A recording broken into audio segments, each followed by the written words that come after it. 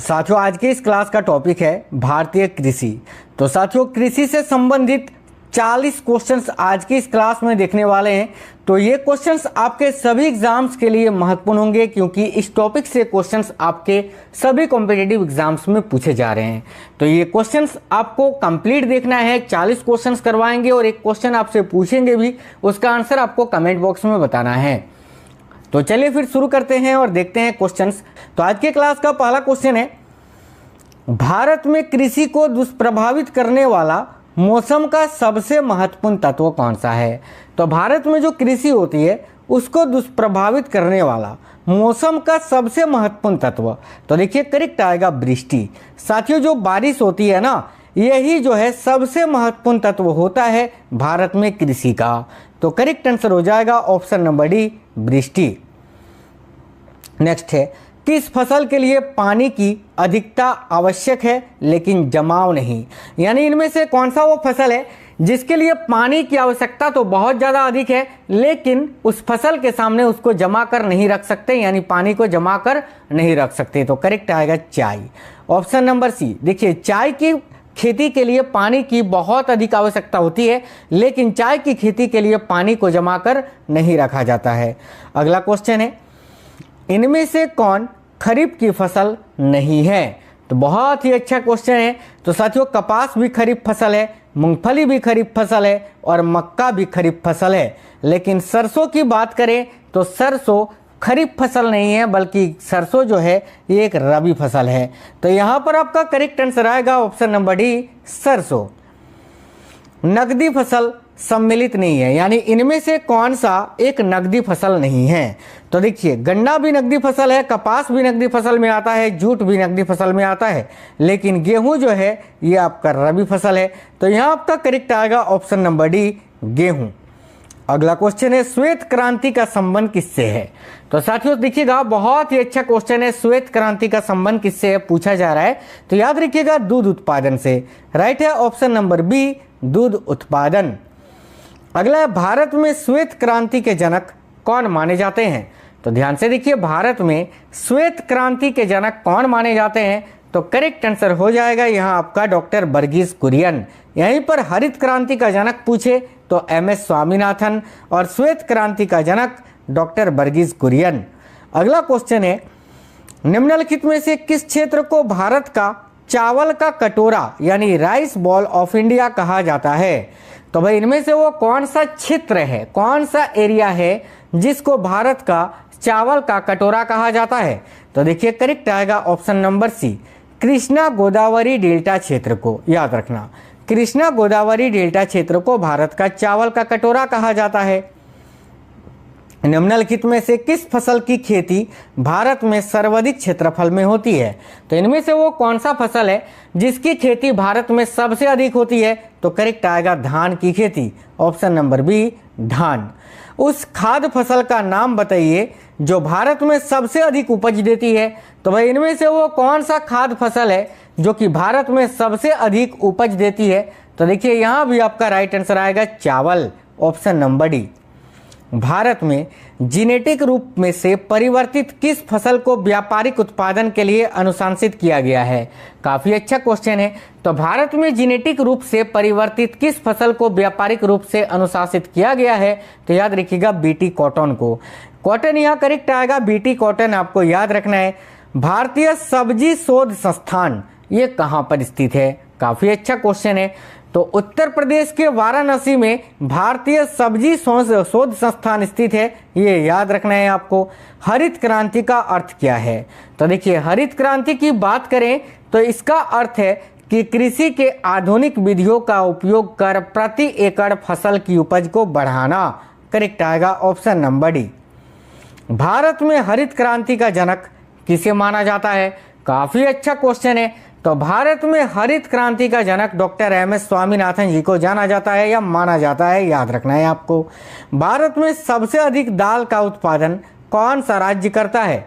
तो देखिए भारत में सबसे अधिक दाल का उत्पादन जो है वो एमपी करता है। साथियों मध्य प्रदेश, याद रखिएगा मध्य प्रदेश में सबसे अधिक दाल का उत्पादन होता है भारत में।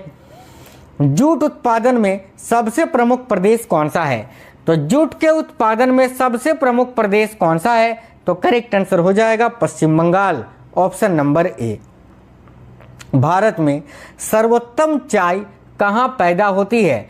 तो देखिए भारत में सबसे उच्चतम श्रेणी की जो चाय है वो साथियों दार्जिलिंग में, याद रखिए दार्जिलिंग में पैदा होती है। दार्जिलिंग जो कि वेस्ट बंगाल में स्थित है, option number C correct answer हो जाएगा यहाँ आपका दार्जिलिंग। भारत के किस प्रदेश में सोयाबीन की खेती का सर्वाधिक क्षेत्रफल है? यानी भारत का वो कौन सा राज्य है जहां पर सबसे अधिक सोयाबीन की खेती की जाती है?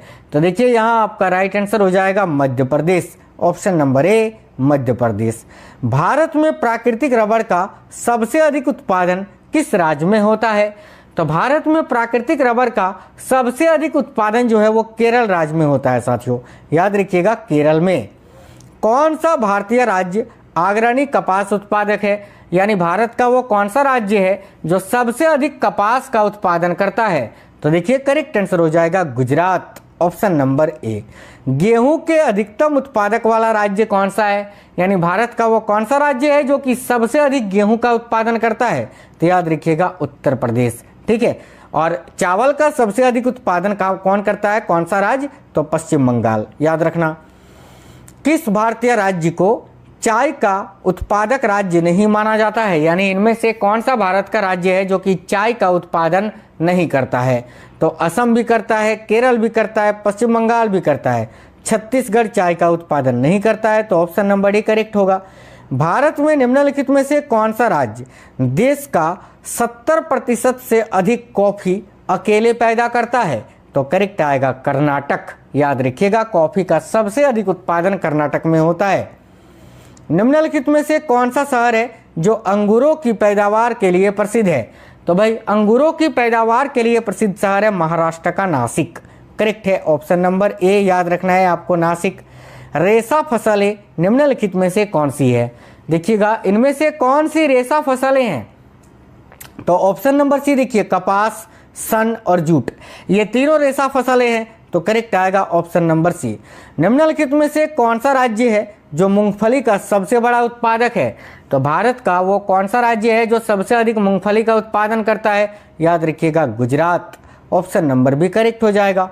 पीत क्रांति किसके उत्पादन से संबंधित है?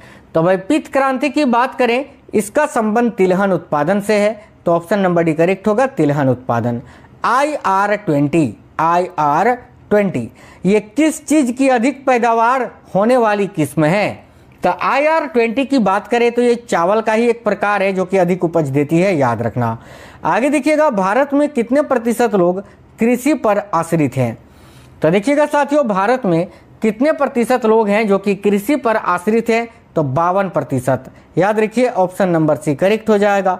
दक्षिण भारत में सर्वाधिक चाय उत्पादित करने वाला राज्य कौन सा है? तो भाई देखिए दक्षिण भारत में सर्वाधिक चाय उत्पादित करने वाला राज्य कौन सा है? तो याद रखिए करेक्ट आंसर हो जाएगा तमिलनाडु, ऑप्शन नंबर डी। सर्वाधिक तंबाकू उत्पादन करने वाले दो राज्य कौन से हैं? तो देखिएगा सर्वाधिक तंबाकू उत्पादन करने वाले दो राज्य एक तो आंध्र प्रदेश है और एक आपका गुजरात है, तो ऑप्शन नंबर डी करेक्ट होगा।